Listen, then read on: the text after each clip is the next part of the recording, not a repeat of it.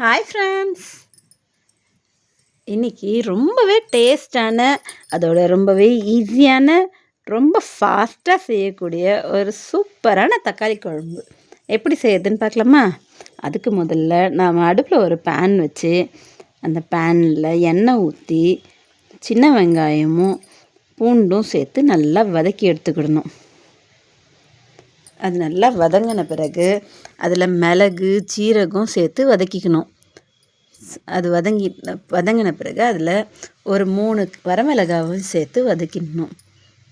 அதில் தக்காளி சேர்த்து நல்லா பழுத்த தக்காளியாக ஒரு 4-5 தக்காளி சேர்த்து அது நல்லா மசிகிற அளவுக்கு வதக்கணும்.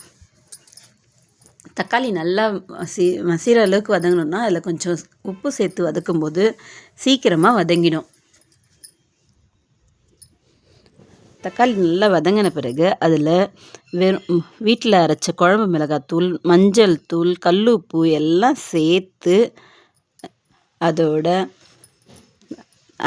அரை முடி தேங்காய் பல்லையும் போட்டு நல்லா வதக்கி எடுத்து அதை அரைச்சி விழுதாக எடுத்துக்கிடணும்.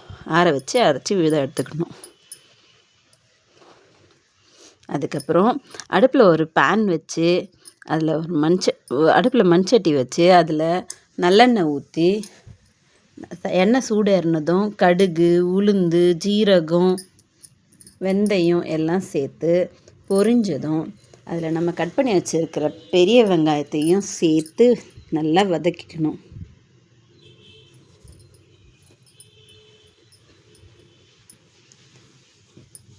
வெங்காயம் நல்லா வதங்கின பிறகு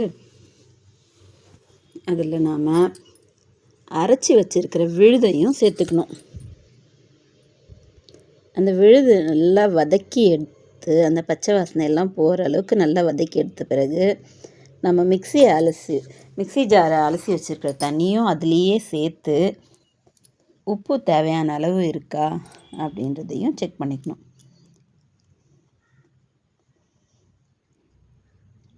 அதுக்கப்புறம் அதில் ஒரு நெல்லிக்காய் அளவு புளியை கரைச்சி இதில் சேர்த்துக்கிடணும்.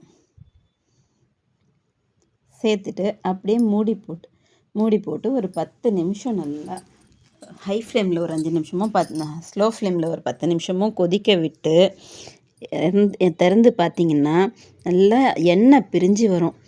அப்படி இருக்கும்போது இது சூப்பர் டேஸ்ட்டாக இருக்கும். இதே மாதிரி நீங்களும் செஞ்சு பார்த்துட்டு எப்படி இருக்குன்னு எனக்கு கமெண்ட் பண்ணுங்கள். பாய்.